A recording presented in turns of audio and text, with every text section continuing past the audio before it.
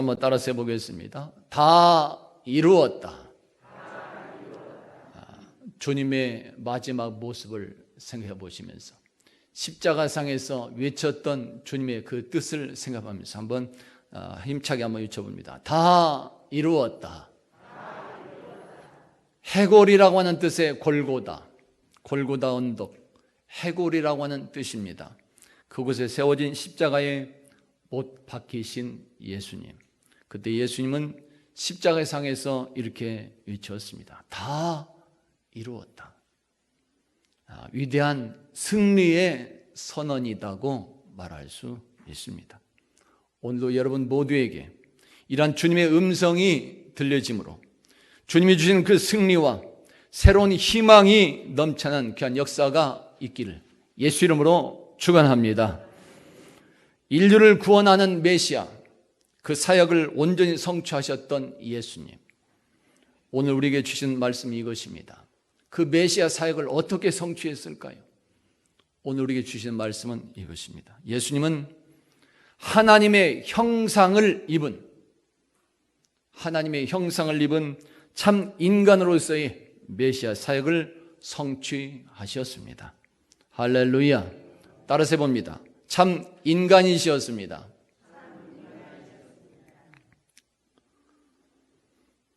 오래전 광주에서 있었던 일입니다. 뉴스상에 한참 나왔던 그런 하나의 사건이 있었습니다. 광주에 있는 예지 학원에서 한밤중에 불이 났던 그때가 있었습니다. 예지 학원은 대학 입시를 위한 학원이었습니다. 그래서 젊은 청년들이 많았습니다. 그때 화재로 인하여 순식간에 8명의 젊은 청년들이 생명을 잃게 되었고 33명의 사상자까지 발생하기도 했었습니다. 그렇지만 그때 화재 중에도 한 사람의 아름다운 희생이 있었습니다. 그 희생으로 인하여 40여 명의 젊은이들이 그 불길 속에서 살아날 수 있었습니다. 그 사람은 바로 20세가 되었던 최나영이라고 하는 여학생이었습니다. 최나영. 그날 오후 밤, 이 학생은 10시 30분경에 이 나영의 학생은 가건물 교실에서 공부를 하다가 잠시 쉬기 위해서 교실 옆 휴게실로 갔었습니다. 휴게실 의자에 앉아서 쉬던 그런 나영 양은 옆쪽 흡연실에서 담배를 피우는 그런 흡연실에서 귀쾌한 유독가스 냄새가 나는 것을 느끼게 되었습니다. 그리고 곧바로 시뻘건 불길이 천장을 타고 교실 쪽으로 번져오는 것을 보게 됩니다. 깜짝 놀랄 수밖에 없었겠지요. 정신이 없었습니다. 그래서 나영의 학생은 정신없이 일어나서 친구들에게 뛰어가서 이 불이 난 사실을 알리게 되는 것입니다. 불이야! 불이야! 외칩니다. 빨리 피하라고. 불이 났으니 아래층으로 빨리 피하라고 외쳤습니다. 교실마다 뛰어다니며 그렇게 크게 외쳤습니다. 그 소리를 들었던 다른 친구들 몇몇은 바닥에 쓰러져 있던 다른 사람들을 업어서 내려오기도 했었습니다. 이렇게 해서 그날 밤 공부하던 친구들 40여 명의 젊은 청년들은 그 불길 속에서 간신히 빠져나올 수 있었습니다. 그렇지만 정작 그 화재의 사실을 알려주었던 최나영 양은 유독가스를 들이마신 상태가 되어서 그 화재 현장에서 목숨을 잃을 수밖에 없었습니다. 20살의 젊은 나이였습니다. 좋은 대학 가기 위해서 밤낮으로 공부를 하다가 40여 명의 친구들을 살려내고 자신은 목숨을 잃게 되었던 것입니다. 최나영 양의 희생. 나영 양은 자신의 위험을 알면서도 다른 친구들을 먼저 생각하며 행동했습니다.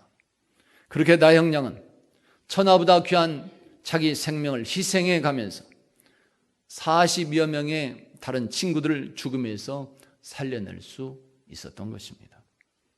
이것보다도 더 귀한 사랑이 어디에 있을까요? 세상에서는 이런 사람들 의인이라고 칭찬을 합니다. 그리고 우리나라 LG그룹에서는 해마다 이런 의인들에게 상을 주기도 합니다. 그렇다면 이렇게 이웃을 위해서 자신의 소중한 생명까지도 희생하며 바쳤던 그 사람들을 하나님께서는 어떻게 생각하고 계실까요? 중요하겠죠? 이런 사람들에게 하나님은 뭐라고 말씀하실까? 중요합니다. 자, 요한복음 15장에서 우리에게 말씀해 줍니다. 다 같이 한번 보실까요? 자, 15장 말씀 똑같이 봉독합니다. 시작. 사람이 친구를 위하여 자기 목숨을 버리면 이보다 더 큰 사랑이 없나니 너희는 내가 명하는 대로 행하면 곧 나의 친구라. 아멘. 이것보다 더 큰 사랑이 없다. 이웃사랑에서 최고로 아름다운 모습이라는 사실을 말씀하고 있습니다. 그래서 예수님은 이러한 사람에게 예수님 자신의 친구가 되도록 하는 그런 축복을 허락해 주신 것입니다. 할렐루야. 이웃을 위한 자기 희생, 예수님의 친구가 되는 최고의 이런 축복. 왜 예수님은 그렇게 이것을 기뻐하시고 또한 그렇게 축복해 주시고 있는 것일까요? 예수는 왜 이런 사람을 이렇게 기쁘게 받고 있을까요? 그 이유 중에 하나는 이웃을 위해서 자기 생명을 바친 희생한 그 사람에게서 자기 목숨을 버리면서 이웃까지 살려낸 그 사람에게서 인류가 처음 창조될 때, 사람이 처음 창조될 때처럼 하나님의 형상이 보여졌기 때문에 그렇습니다. 할렐루야. 다시 말하면 바로 그것이, 그 보여진 하나님의 형상이 바로 그것이 예수님 자신의 모습이 되기 때문에 그런 것입니다. 본래 우리 인간의 처음 모습은 하나님의 형상을 닮은 자로 창조되었다고 성경은 말씀합니다. 한번 보실까요? 창세기 1장에서 우리에게 말씀하고 있습니다. 자, 똑같이 봉독합니다. 시작. 하나님이 이르시되 우리의 형상을 따라 우리의 모양대로 우리가 사람을 만들고 그들로 바다의 물고기와 하늘의 새와 가축과 온 땅과 땅에 기는 모든 것을 다스리게 하자 하시고 하나님이 자기 형상 곧 하나님의 형상대로 사람을 창조하시되 남자와 여자를 창조하시고 아멘. 하나님의 형상을 따라 창조되었던 사람들, 우리 사람들이 하나님의 얼굴과 똑같다는 그런 말이 아니라 하나님의 성품, 하나님의 인격을 닮아서 창조되었다는 말씀이 되고 있습니다. 그리고 그러한 하나님의 성품 중에 그 하나가 하나님께서 가지고 계신 이 속성, 그 성품 중에 하나가 바로 하나님을 사랑하는 것이요 또한 이웃을 사랑하는 모습이다 말할 수 있는 것입니다. 할렐루야. 이것이 하나님의 형상입니다. 사랑의 모습. 그런데 지금 우리 인간들의 모습은 어떨까요? 첫사람인 아담과 하와의 죄악과 타락으로 인하여 우리 인간에게 처음 창조될 때 주어졌던 하나님의 형상, 그 하나님의 성품이 우리에게서는 없어져 버린 것입니다. 죄악으로 인해서, 타락으로 인해서 처음에 주었던 형상이 없어져 버린 것이죠. 칼빈은, 종교개혁자 칼빈은 조금 남았다고 그렇게 해석해 주기도 합니다.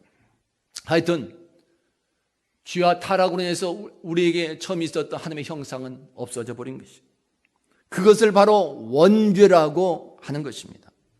바로 이렇게 되어서 우리 인간은 태어날 때부터 아예 그 죄악된 사람들의 성품을 가지고 태어나게 되는데, 죄악된 사람들의 성품, 그것을 계속 이어지는 그 죄악의 모습, 그것을 바로 원죄라고 하는 것이, 죄악을 가지고 태어난 우리 인간들.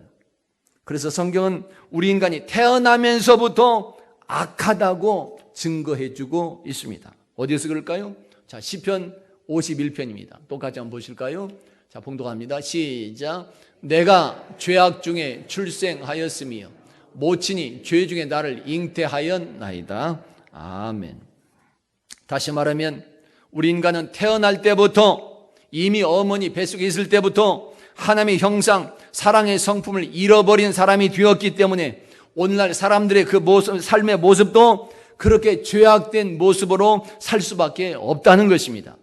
이렇게 돼서 죄로 시작해서 죄로 말미암고 죄로 끝나는 것이 바로 오늘날 우리들의 인간의 성품이요 속성입니다. 우리들 마음속에는 누구나 할 것이 없습니다. 저도 마찬가지입니다. 마음속 깊은 곳에는 이 죄악의 모습이 항상 도사리고 있습니다. 우리는 이렇게 죄악으로 시작해서 죄를 행하고 또 죄로 마칩니다. 우리 인간의 모습이 죄로 인해서 타락된 바로 우리 인간의 모두의 모습입니다. 바울 사도는 로마서에서 처음 하나님의 형상을 잃어버렸던 우리 인간들 현재의 모습을 이렇게 증거해 주고 있습니다. 하나님의 형상을 잃어버리는 우리 인간들, 어떤 모습이 지금 나타나고 있을까요? 죄의 모습이 지금 나타납니다. 어떻게 해요? 로마서 3장입니다. 자, 한번 보실까요? 자, 똑같이 봉독합니다. 시작. 그들의 목구멍은 열린 무덤이요 그 혀로는 속임을 일삼으며 그 입술에는 독사의 독이 있고 그 입에는 저주와 악독이 가득하고 그 발은 피 흘리는데 빠른지라 파멸과 고생이 그 길에 있어 평강의 길을 알지 못하였고 그들의 눈앞에 하나님을 두려워함이 없느니라 함과 같으니라. 아멘. 우리들의 목구멍은 무덤과 같고 혀로는 속임을 일삼고 우리 입술 말에는 독사의 독처럼 독이 있고 저주와 악독이 가득하고 하늘들마다 피 흘리는 대로 빨리 달려가는 모습들, 하나님을 두려워하지 않는 모습들, 오늘날 하나님의 형상을 잃어버린 죄악된 우리 인간들의 삶의 모습을 말해줍니다. 그런데도 하나님께서 다시 한번 우리들에게 처음 창조될 때처럼 하나님의 그 형상을 회복할 수 있는 새로운 기회를 주셨습니다. 무엇일까요? 그 기회가 바로 예수님의 십자가 희생인 것입니다. 할렐루야. 예수님은 우리 인류를 첫사람의 죄악과 죽음에서 구원해 내시기 위해서 천하보다 귀한 자기 생명을 그렇게 십자가에 내어 놓으셨습니다. 그 십자가의 희생적인 사랑으로 인해서 오늘 우리들은 참 구원을 누리고 참 자유와 행복을 누리고 있는 것이며 승리의 기쁨을 누리고 있는 것입니다. 할렐루야. 바로 이러한 예수님의 십자가 그 희생이 다시금 우리에게 임하신 하나님의 참 사랑의 모습이 되는 것이요 처음 우리 인류가 창조될 때 주어졌던 하나님의 형상이고 성품이다 말할 수 있는 것입니다. 그리고 오늘날 우리도 그렇게 희생적인 사랑으로 행하게 될 때, 예수님처럼 그 희생적인 사랑을 행하게 될 때 드디어 우리에게서 하나님의 형상이, 하나님의 성품이 회복이 되는 것입니다. 그래서 예수님은 오늘 자신과 같이 그렇게 희생적인 사랑을 행한 그 사람들, 그 의인들에게 자신의 친구가 되는 최고의 축복을 허락해 주신 것입니다. 이보다 더 큰 사랑이 없느니라. 할렐루야. 여러분, 하나님께서 기뻐 받으시는 참 인간이라고 하는 것은 무엇일까요? 누가 참 인간일까요? 그것은 우리 인간이 처음 창조될 때처럼 하나님의 형상을 닮은, 하나님의 성품을 닮은 인간으로 회복된 삶의 모습이 보여지는 것이다 말할 수 있습니다. 옷을 잘 입었다고 해서 참 인간이 아니요, 화장을 잘 했다고 해서, 몸매가 좋다고 해서 참 인간이 아니요, 출세했다고 해서 참 인간이 아니라 오늘 우리들의 삶의 현장에서 하나님의 형상이 회복된 모습이 보여질 때 바로 그 사람을 참 인간이다 말할 수 있는 것입니다. 심리학자 에리 브롬은 우리 인간의 삶을 두 가지 양식으로 나누는 것을 들어볼 수 있습니다.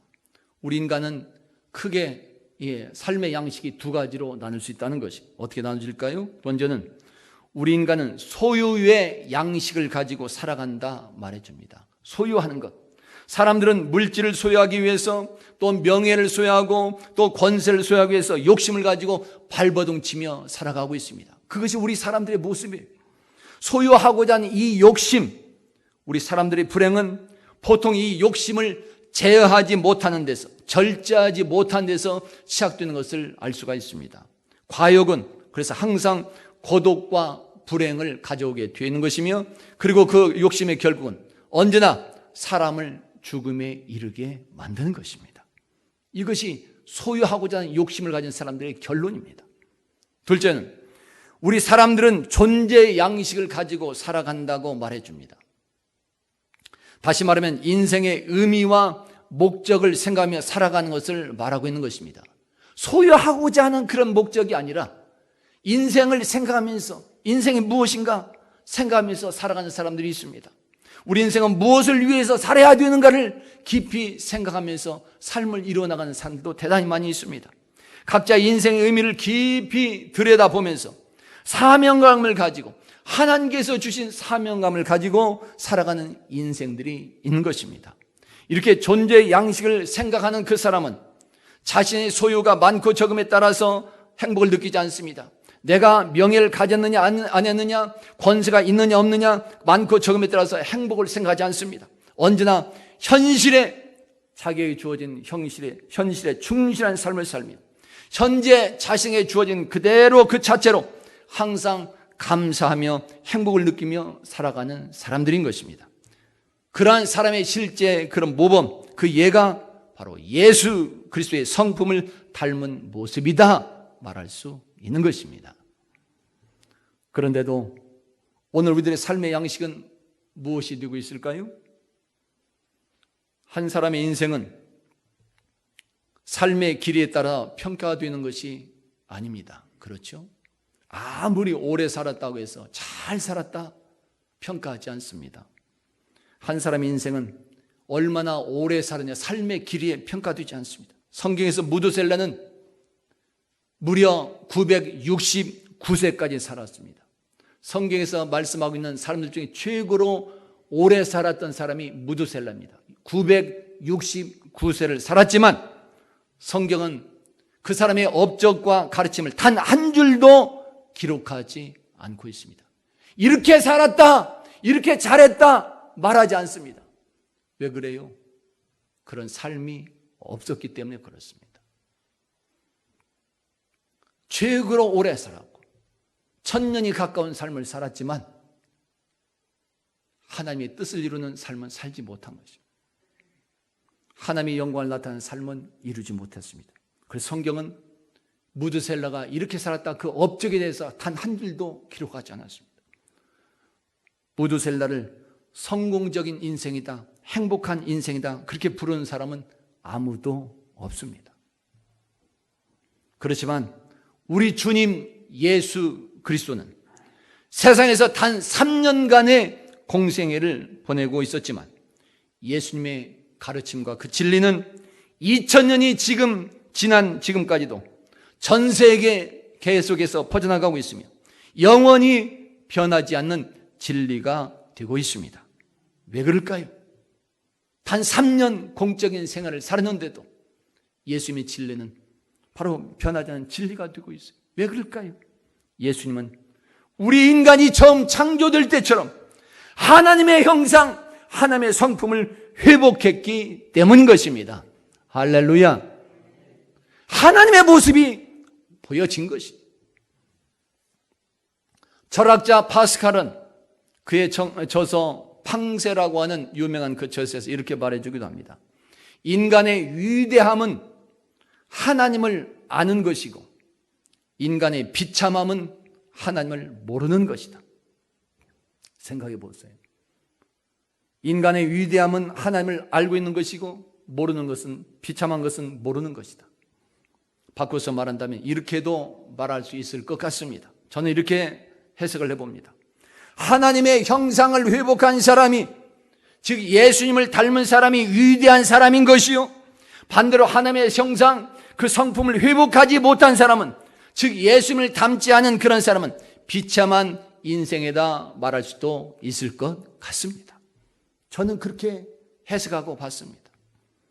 이렇게 되어서 현재 우리들 세상에서 참 인간이라고 할 수 있는 것은, 또는 참 인간답다, 참 아름답다, 참된 인간의 모습이라고 할 수 있는 것은 예수님처럼 그렇게 하나님의 형상을 회복하고 각자 삶의 현장에서 그 사랑의 성품, 그 사랑의 인격이 보여지는 그런 사람이라고 말할 수 있는 것입니다.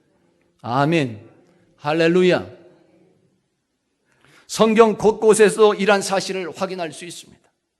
구약이나 신약이나 하나님의 놀라운 축복을 받고 존귀하게 쓰임받았던 그 사람들을 살펴보면 모두 다 믿음의 사람이었고 순종의 사람이었습니다. 성경에서 하나님의 축복을 놀랍게 체험하고 쓰임받은 사람들은 믿음이고 순종의 사람이었습니다. 그리고 그 믿음과 순종의 모습을 다른 말로 표현하면 바로 그것은 처음 인간이 창조될 때처럼, 그리고 십자가 예수님의 그 모습처럼 하나님의 형상을, 또 하나님의 사랑하는 그 성품을 삶의 현장에서 회복한 사람들이었다, 이렇게도 말할 수 있는 것입니다. 그 사람들이 바로 하나님의 계획에 존귀하게 쓰임받고 복을 받는 역사가 일어나던 것입니다. 할렐루야. 믿음과 순종의 사람의 모습이 무엇인지 지금 말해주고 있는 것입니다. 하나님의 형상이 회복된 사람들인 것입니다. 이러한 하나님의 형상, 즉 사랑의 성품이 오늘 예수님의 모습에서도 그대로 다시 지금 보여지고 있습니다. 보실까요? 오늘 19장 말씀입니다. 자, 똑같이 봉독합니다. 시작. 예수께서 자기의 어머니와 사랑하시는 제자가 곁에 서 있는 것을 보시고 자기 어머니께 말씀하시되 여자여 보소서 아들이니이다 하시고, 또 그 제자에게 이르시되 보라 네 어머니라 하신대 그때부터 그 제자가 자기 집에 모시니라. 아멘. 여러분, 자기 아들이 십자가에서 고통당하고 죽어가는 그 모습을 현장에서 지켜보아야 하는 어머니 마리아의 마음은 어땠을까요? 예수님은 아버지 하나님의 뜻에 따라서 모든 인류를 대속하는 큰 뜻을 가지고 행하고는 있지만은, 그래도 어머니 마리아의 입장에서 보면 예수님은 육신적으로 자기 아들이 되는 것입니다. 지금 그 아들이, 자기 아들이 세상과 사람들에게 멸시를 당하고 십자가에 못 박혀 고통을 당하며 죽어가고 있습니다. 그 삶을 지금, 그 마지막 모습을 지켜보는 어머니 마리아의 심정 어떠할까요? 저는 가끔 가다가 성도들이 삶을 마치고 장례식장에서 입관하게 될 때 부부와 자녀들이 처절하게 슬퍼하는 모습들을 보게 됩니다. 저는 입관할 때 처음부터 끝까지 다 가족들과 유족들과 함께 그 자리에서 지켜보고 마치고 기도하며 나옵니다. 그때 부부와 자녀들이 처절하게 슬퍼하는 그 모습들을 참 많이 봅니다. 어떤 분들은 정신이 혼미해져서 목 놓아 울기도 하고, 어떤 분들은 횡설수설하기도 합니다. 자기도 모르는 사이에 자꾸 이런 말 저런 말들이 자꾸 나오는 것을 볼 수 있어요. 정신이 없습니다. 마음의 갈피를 잡지 못하기 때문에 그렇습니다. 예수님의 어머니 마리아의 마음도 한번 생각해 볼 필요가 있습니다. 육신의 아들이 십자가에 못 박혀 죽어가는 그 모습을 보면서 마리아도 아마도 정신이 없었을 것이고 그 심정은 그야말로 칼로 찌르듯이 아팠을 것입니다.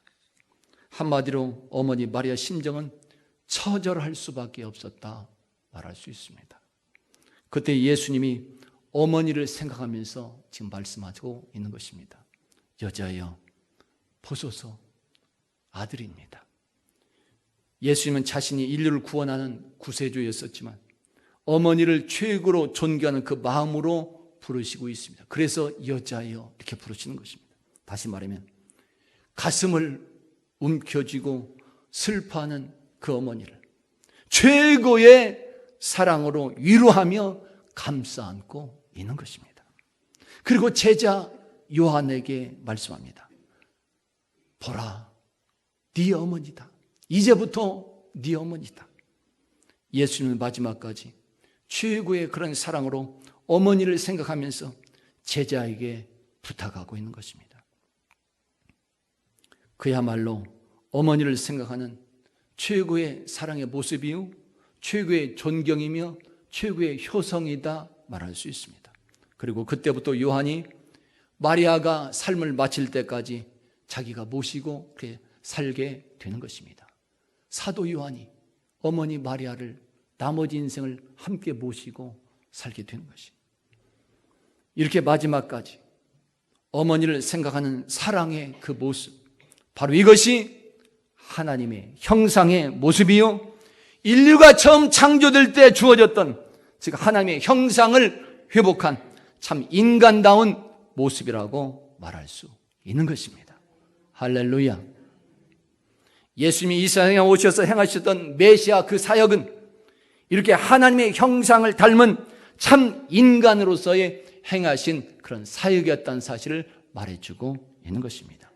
그래서 예수님은 참 하나님이면서 동시에 참 인간이라고 말할 수 있는 것입니다. 예수님이 인간이 아니라 신이라고 하나님이라고만 하는 그런 주장도 다 잘못된 것이요, 예수님이 신이 아니라 인간이라고 하는 그쪽만 주장하는 것도 잘못입니다. 정통 기독교의 주장은 언제나 성경대로 예수님은 참 하나님이면서 동시에, 바로 이 동시에라는 말이 중요한 것이고, 예수님은 하나님이면서 동시에 참 인간이시다, 이렇게 말할 수 있는 것입니다. 만약에 예수님의 메시아 그 사역이 신이신 하나님으로서만 행한 그런 사역이었다면 우리들에게는 별로 가깝게 다가오지 않을 것입니다. 왜 그래요? 하나님과 인간 사이 너무나도 차이가 있고 멀기 때문에 그렇습니다. 하늘과 땅의 차이라고 그랬습니다. 너무나도 간격이 있습니다. 하나님께로만 오셔서 하나님의 그런 신분으로만 행했다면 우리와의 관계는 멀어질 수밖에 없는 것입니다. 그러나 예수님은 참 인간의 모습을 입고 오셨으며 참 인간으로서의 삶을 사셨습니다. 그리고 우리들과 똑같은 인생의 희노애락도 모든 것을 다 겪었습니다. 이렇게 참 인간이신 예수님이셨기에 오늘날 우리들의 괴롭고 슬픈 마음들까지도 모두 알고 있는 것이며, 또한 언제나 온전히 위로하며 치유해 주시는 참 사랑의 주님으로 임하여 주시는 것입니다. 또한 참 인간이신 그런 예수님이시기에 언제나 우리들의 참 도움이 될 수 있는 것이며, 언제나 우리들과 항상 가까이서 함께 하시는 참 임마누엘의 메시아가 될 수 있는 것입니다. 할렐루야. 성도 여러분, 우리 인간은 하나님의 형상을 담고 창조된 창조물 중에 유일한 존재라고 말할 수 있습니다. 다른 것들은 하나님의 형상을 담지 않았습니다. 오직 우리 인간만 하나님의 형상을 입고 그 모양대로 창조된 그런 존재입니다. 죄악으로 인하여 하나님의 형상을 잃어버렸던 우리들이지만 다시금 하나님의 형상을, 또 하나님의 성품을 회복해 주신 그분이 실제 십자가에서 죽으신 역사적 예수님이 되는 것입니다. 오늘 우리 성도들 모두에게 이러한 예수 믿음이 충만하게 임한 역사가 있기를 축원합니다. 할렐루야. 그리고 예수님처럼 언제나 하나님의 형상을 회복한 그 사랑의 성품도 각자 삶의 현장에서 보여지는 아름다움이 넘쳐나는 역사가 있기를 예수 이름으로 축원합니다.